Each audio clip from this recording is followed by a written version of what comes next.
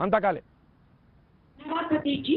सबसे पहले ये दो लाइनें बोलना चाहती हूँ कि शहीदों की चिताओं पर लगेंगे हर बरस मेले और देश पर मरने वालों का यही बाकी निशान होगा। और उसके बाद मैं कादरी साहब जो अभी आपके चैनल पर बहुत बड़ी बड़ी बातें कर रहे थे, इनसे मैं ये कहना चाहती हूँ कि बहुत ही बेगैरत और बदनीयत लोग हैं आप। और आपको दूसरी बात ये बता देना चाहती हूँ, कर्नल आशुतोष जो शहीद हुए हैं हंदवाड़ा में, उनकी आप बात कर रहे थे और आप कह रहे थे वो मर गए। मरे नहीं है, वो शहीद हुए हैं। लेकिन आपकी नियत ही ऐसी है कि जब बुरहान वानी मरता है तो उसको आप लोग सड़कों में खड़े होकर के बोलते हो शहीद हो गया।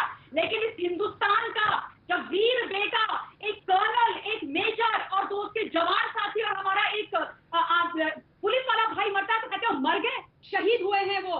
और जो शहीद होते हैं वो अमर हो जाते हैं। ये आप लोगों की नीयत, आपकी खोट है आपके दिमाग में, आपकी सोच में। दूसरी बात मैं आपसे ये बोलना चाहती हूँ, आप किस कश्मीर की बात कर रहे हो भैया?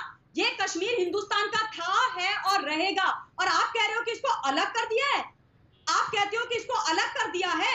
अलग आप लोगों ने करके रखा था, सेपरेटिस्ट ने करके रखा था। आप लोग जो है ना बाजवा से अपने आदेश लेकर के इस देश को इस कश्मीर को चलाते आए हो, वहां के कुछ लीडरान के साथ मिल करके।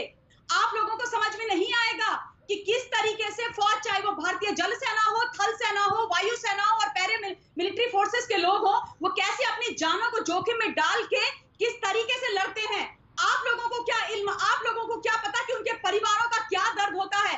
आप क्या समझोगे? कर्नल आशुतोष की पत्नी का दर्द और उनकी बेटी का दर्द बहुत आसान है यहाँ पर आकर के बोल देना कि उस बच्ची का दर्द मैं समझता हूँ। अगर आप बच्ची का दर्द समझते तो आप घाटी में वो नहीं करते जो आप करते आ रहे हो। आप घाटी में तमाशा नहीं देखते, आप घाटी में लहूलुहान न करते लोगों को, आप हमारे फौजियों को न मरवाते, आप इस तरीके की बातें नहीं करते जिस सैयद बाबर कादरी साहब, बहुत सेकंड में 10 सेकंड में आप जवाब देंगे। सैयद बाबर कादरी साहब, मैं राजीव त्याग की तरफ मुखातिब होना चाहता हूँ। सैयद बाबर कादरी साहब, आपको 10 सेकंड देता हूँ मैं। देखिए सैयद बाबर कादरी साहब, 10 सेकंड आपको। बदकिस्मती की बात है कि जब भी ये बड़ी बदकिस्मती है कि जब भी आप जम्मू कश्मीर से किसी पैनलिस्ट को देखते हैं तो आप उसको एंटी नेशनल समझते हैं। दूसरी ये बात है कि हमने कभी किसी मैयत पे खुशी जाहिर नहीं की है, ना हम इसका इजहार कर सकते हैं, क्योंकि हम इंसान हैं, इंसान का दर्द समझते हैं।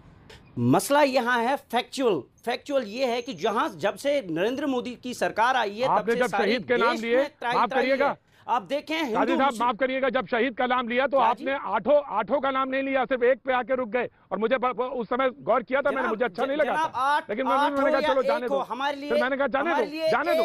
एक भी अगर कोई शहीद हो जाता है, कहीं किलिंग हो जाती है, हमारे लिए बड़ी खेद है, हम उसको एंजॉय नहीं, वो साथ कौन है और वो बाकी साथ जो हुए करते हो, वो बाकी साथ कौन है कादरी साहब? जो टीआरपी कादरी साहब, वो बाकी साथ कौन है? पॉलिटिकल इंटरेस्ट के लिए, अपने मकासद के लिए शहीदों का खून इस्तेमाल करें, मैं हम लोगों में से नहीं है। देखें दो सर, आप फरमाएं। मिलियन कश्मीरी पंडितों को बाहर निकाला और सेलिब्रेट किया कि क्या बात कर रहे हैं कि कश्मीर की शक्ल बदल दी। ये गलत बात है। हमने किसी कश्मीरी पंडित को नहीं निकाला है, ना हम उसको सेलिब्रेट करते हैं। आप बताएं आगे आपके कितनी अच्छी बात होती अगर अरुंधति राय होती पैनलिस्ट। ये तारिक फतेह साहब से आप इनपुट लेते हैं, ये आपके देश के हित की बात नहीं है। आप अगर देश प्रेमी है तो ऐसे लोगों को सामने मत लाएं। ये कश्मीरी कश्मीरियों को लाए, अपने हिंदुस्तानियों को लाएं। नहीं लेना चाहता। मुल्क में आफत है भाई, आप तो कश्मीरी बहुत बड़ी आफत है, पूरी दुनिया उससे जूझ रही है। मैं नहीं ले जाना चाहता हूँ, आफत चल रही है, मैं वहाँ नहीं ले जाना चाहता हूँ।